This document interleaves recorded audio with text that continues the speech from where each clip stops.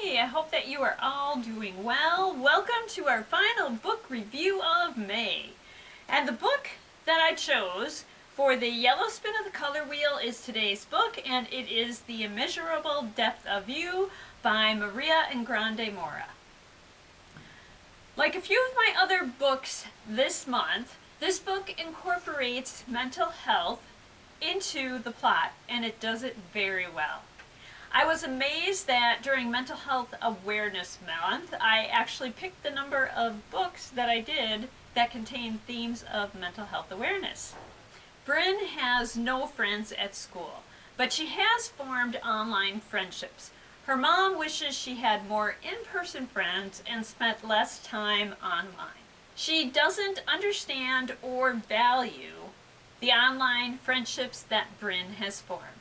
Brynn's friend Jordan becomes concerned about something that Brynn posts and then contacts her mom. Brynn's mom goes into overprotective mom mode and sends Brynn to Florida to visit with her father. Before we go any further, there are a couple things you should know about Brynn. She has anxiety and worries about many things that most of us wouldn't even think about. Her fears cause her to think about death, which is why her friend was so concerned about what Brynn had written. Brynn has not seen her father for 5 years, and she's not really interested in spending the summer with him.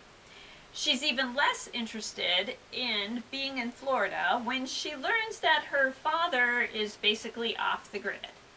They've all agreed that Brynn will stay off social media for the time that she is visiting with her father. Brynn's not exactly looking forward to a summer isolated from her interests and her friends. Brynn goes out on the water without realizing that a storm is approaching. She gets stranded overnight on a beach where she meets Skylar, and they form a friendship.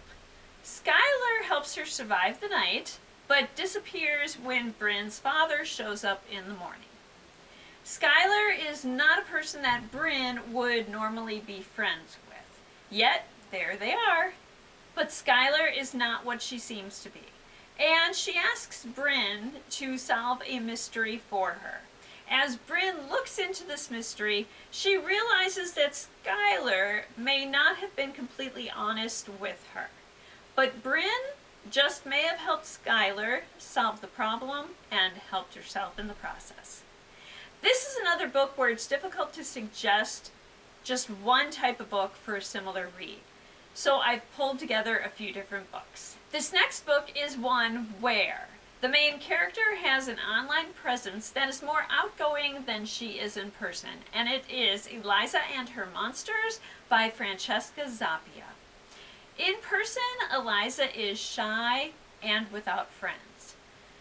Some may even consider her weird, but online she is Lady Constellation, creator of the web comic Monstrous Sea. Eliza doesn't enjoy the real world as much as she does the online one, and she's not even sure why she'd want to try.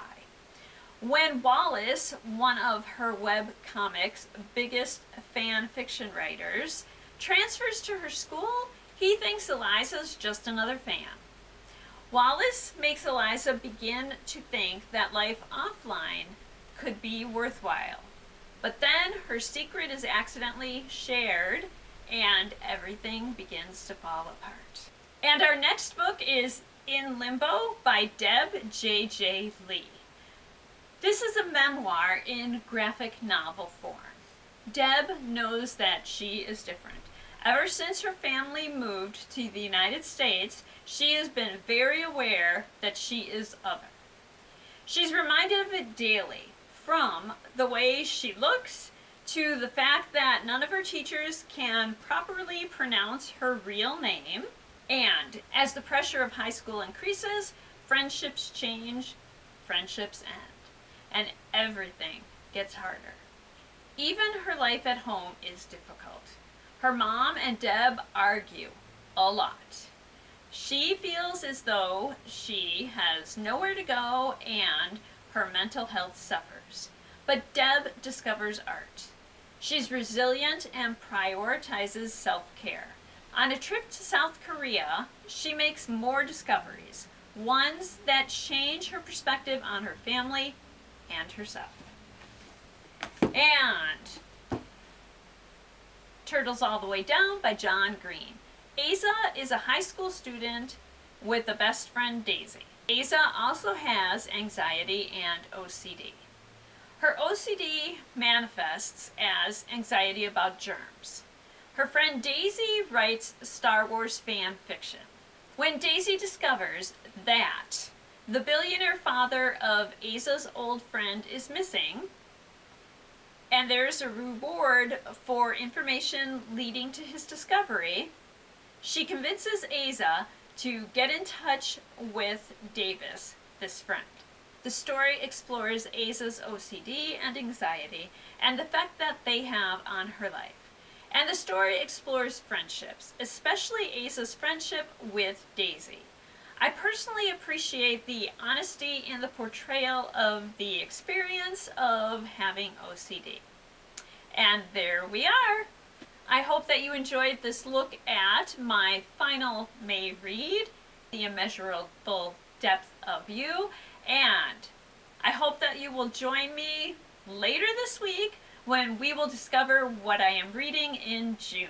Until then, I hope that you enjoy all that you do and all that you read. And thank you!